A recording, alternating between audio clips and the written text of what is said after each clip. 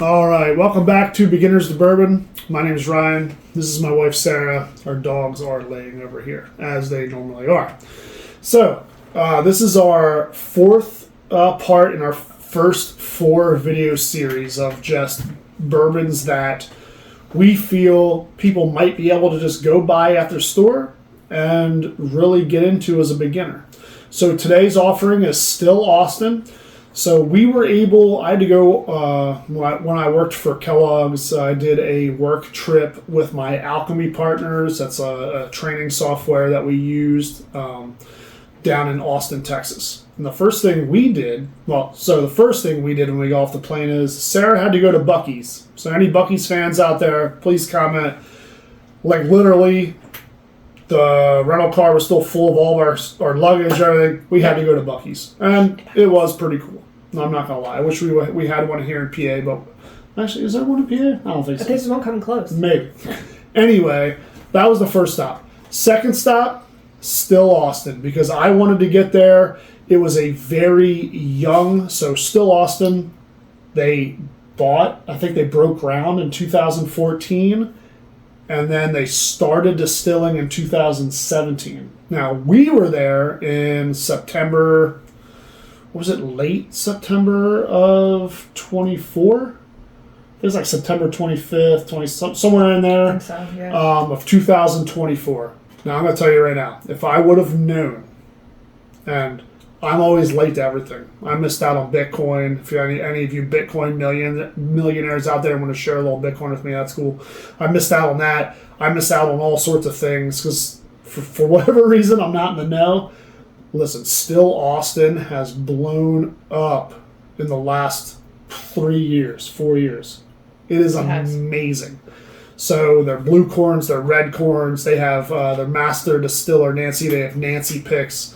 Like, there's bottles that they're putting out that are, a lot of them are distillery only releases, and then some of them, like the blue corns and red corns, aren't. But they're getting to the point where they're impossible to get. So when we went, I mean, the hotel we stayed at had Still Austin products, Specs, all the stores we went to had Still Austin products, and maybe they still do in Texas. I haven't been down. I'm going to be back down in Texas hopefully right before my birthday weekend, August 24th, leading up to my birthday that week. So we're going to see what we can find. Yes, we're going to Dallas, but we're going to drive to Austin so we can go back down to the distillery. But they've blown up so much, all of their stuff. They're putting out fantastic products. And luckily, and when I say luckily, within the last 6 months, Fine Wine and Good Spirits here in PA has started to carry some of their selection. One of them being the musician. All right, Still Austin, the musician. You can tell there's a lady, looks like she's playing an instrument, but it's her hair. There's a little red Still Austin bird, which is one of their logos, their icons. It's on the top of the bottle. And this one checks in at 98.4. So this is going to be the highest proof of the 4 bottles we did at 98.4, but it's only like 8 proof more than what we had. But yeah, what fantastic distillery. They are 100% grain to glass. It's all Texas grains right to their bottles. Now this does have a young age statement of only 2 years. It says aged at least 2 years. And if you don't know why, it's because like Kentucky, up here in PA, we have these seasons. So yeah, the spring, summer, fall, then the winter where it's not too hot, and when the barrels are breathing, from the hot temperature to the cold temperature. It's a very slow process. Not in Texas. All right. In Texas, it's hot during the day, cold at night, and it does that every single day for 365 days out of the year. Unless you're in northern Texas where sometimes it snows. But so they can age their product very quick. That's one of the first things we learned is their aging process. They always say you should double whatever the age statement is because they age quickly. So technically this would be like a 4 to 5 year bourbon versus a 2 year. And honestly, I don't know what exactly. It just says aged at least 2 years. So, let's just call it 5 years, which puts it right in line with the other ones that we've tasted besides the Russells, which was a 10 year, right? All right, so it is $45. So I think it's one of the more expensive ones of the group. Russell's was a little bit under that. Four Roses was a tad under that. And Buffalo Trace was in like the low 30s, right? Depending on where you get it at. Sometimes you can get Buffalo Trace in the high $20 market, if you can find it. So I'm glad Fine Wine and Good Spirits has brought this to PA. I always thought it was a solid pour to have just sitting on your bar at home. Or wherever you could get. It's an easy drinker, I thought. We're going to see if I still think that through my bourbon journey when we open this. It is going to be a fresh crack. You can see the seal is still there. So this will be a fresh crack, just like the Buffalo Trace bottle that we did. So like I said, it's $45. It's 98.4 proof. So it's a little proofier than the others. But it has the youngest age statement. So we'll see how that plays a part in the flavors and the aromas and the tastes that we get. And we'll see if Texas, it's a big thing. Oh, bourbon has to be made in Kentucky. No, it doesn't. Bourbon can be made in any state in the United States. As long as it's in the United States and it's 51% corn, it can be a bourbon. So let's see if Texas can hold their own and if Still Austin can hold their own versus the big boys like Buffalo Trace, Four Roses, and Wild Turkey, Jimmy Russell, Eddie Russell, Russell's Reserve. Right? All right, so I'm going to crack this open for the first time. Oh, man. Maybe. Let's see if we can hear that pop. That was a good pop. That's good. Yeah. Cork smells good. All right, so when we start pouring here, we'll get into some of the notes, like on the nose. I believe their website... Ooh. It's got a tall neck. Everybody loves those neck pours, right? I know some people like neck pours. Some people don't like neck pours. Some people think the neck's where all the ethanol-y kind of taste is going to be, I guess. But it definitely sounded good while we were pouring it. So here we go. Still Austin. Bam. So they say on their website, and you love pineapples, so you're going to tell me if it's true or false. They say on the nose... you can find pineapple. So we'll see. Can she find pineapple? Let her sniff it. Very slightly. Let her taste it. Let her sniff it again, and we'll see where it goes. To tell you the truth, yeah. I cut a pineapple on the 4th of July, and you kind of get that hint. That pineapple was for some reason, it was super juicy, and it was super flavorful. The blueberries we had weren't great. The blueberries did not have flavor. The strawberries did, but the pineapple won out of that whole show.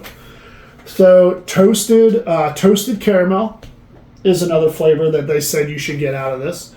And then your sister's husband works for Hershey. We go to Hershey Park a lot. It says s'mores. And they drop Hershey Park.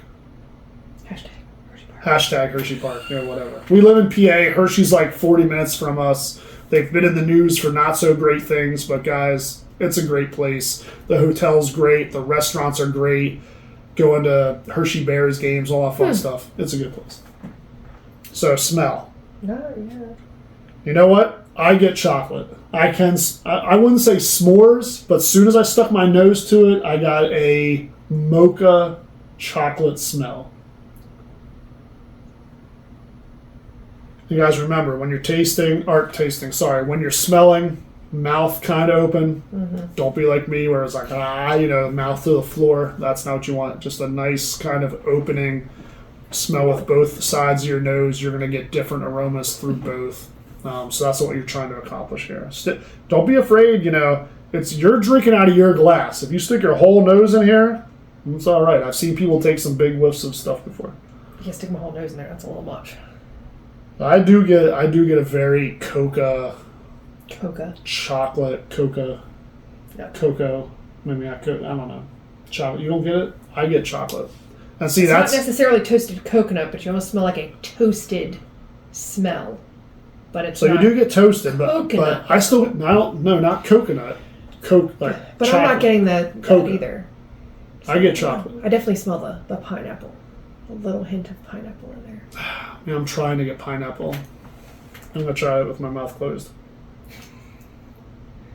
It's because it does change it. Like, when I do it with my mouth closed, I don't get the heavy chocolate that I get with my mouth open. I don't know. Super weird, but that's how our palates are. I don't know. I wouldn't say I get the, I don't know, the toasted stuff. But I do get chocolate. I think they said coconut. So I say, yeah, toasted coconut. I don't get that. It's I don't sort of get a toasted smell, but it's not coconut. Listen, this isn't the Caribbean. I'm not getting coconut. I don't smell any tanning lotion. You know, none of that. So no, I get chocolate. Tanning lotion. So I'll go with, well, because I smell. I don't know what tanning lotion smells or tastes like, but you get that. A lot of that stuff has a coconut and flavor or whatever in it, right? All right, so let's taste. Cheers.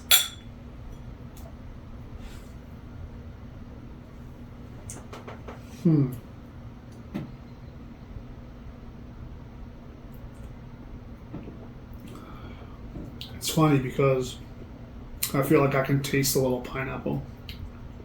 I didn't get any pineapple smell, but I get a pineapple-y, fruity taste. Yeah, the fruit definitely comes out in it. So for the flavor profile, if you go to their website, I don't know if it really says on the back of the bottle. That kind of just talks about the musician or what they do with the musician brand. But the taste is supposed to be cinnamon, which I can get a little bit of. I would say the baking spice or the cinnamon. I can get that. It's after, yeah. Yes, you're right. It is on the aftertaste. It's not up front. What else did they say? I'm trying to think of what I read. Guys, I do a little bit of like research right before we do the stuff, and I need to get like a giant whiteboard or something to put notes, but I don't want to look like I'm reading off like a teleprompter or something, so I try to memorize everything before we go into these things, but brown butter, that's what it was. The website said brown butter, cinnamon, and almonds. That's right, almonds, they said. Do you get almonds? No. I'm not getting brown butter either. Yeah.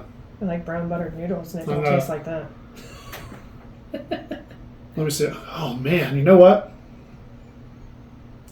This is gonna sound super weird, but when I just sniff that, I almost got like that Maryland Old Bay spice. Yeah, I know you're looking at me like I'm an idiot, but that's as soon as I brought my nose up to it, something like reminded me of Old Bay. I don't know why. I guarantee you probably nobody else out there that tries Still Austin is gonna say, "Oh yeah, I smelled some Old Bay in there." So if you do, or if you've had this, please comment below like the things that you pick up on and let us know. Everybody's palate's different. Everybody's sniffer's different. So people are going to get stuff that they eat a lot. For me, we go to Thistle and Finch. What do? I eat Old Bay wings all day long, right? Their pub food is amazing there. Mm-hmm. Their bourbon is good. I wish their bourbon was a little better, but their food, oh my goodness. Just go there to get like a smoked drink or like an old fashioned or something and just eat their food. Get their wings. Food is amazing. Mm-hmm.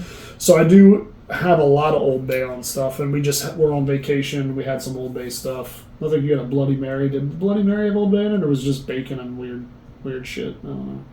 Weird stuff. Sorry, I shouldn't swear into these. I think it had it on top. Okay. It had horseradish in it. Horseradish.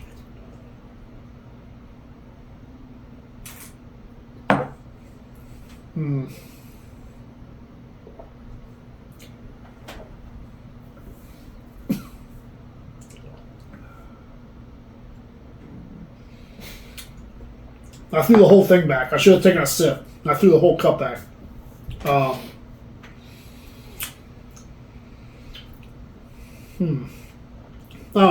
gonna stick with the chocolate. I'm gonna stick with a slight pineapple taste to it. There's a fruity taste to it. I'm not getting the caramel. I'm not getting the almonds. I'm not holding it in your mouth a little bit longer and then swallowing it. I definitely got that cinnamon then. Okay. You do get that. All right. And then for the finish, what did you get on the finish? So it says a tropical finish, which I get that because I can taste the fruity stuff in it. I can't call out. I still get the little bit of the tropical from that pineapple. Yeah, besides the pineapple, I can't call out what other tropical fruits, but they do on their website. It does say a tropical finish, so I can understand what they're saying. I will go as far as saying I'll back that up. I do get the tropical finish.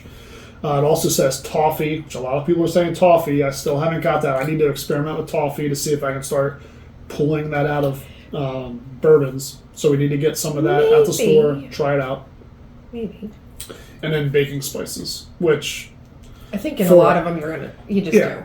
Yeah. Baking spices for these bourbons, I mean, that's what is getting pulled out of the charred wood. You're getting baking spices, and especially how rapidly this ages because of the breathing. Just every day, it's just breathing. Yeah, you're gonna get that. All right, well let's.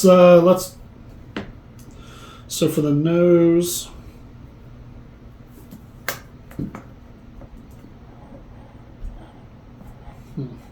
Is that where I want to go? All right, I'll just say that's where I want to go. You ready? I'm ready. All right, so for the nose, what did you rate it at? 3. A 3.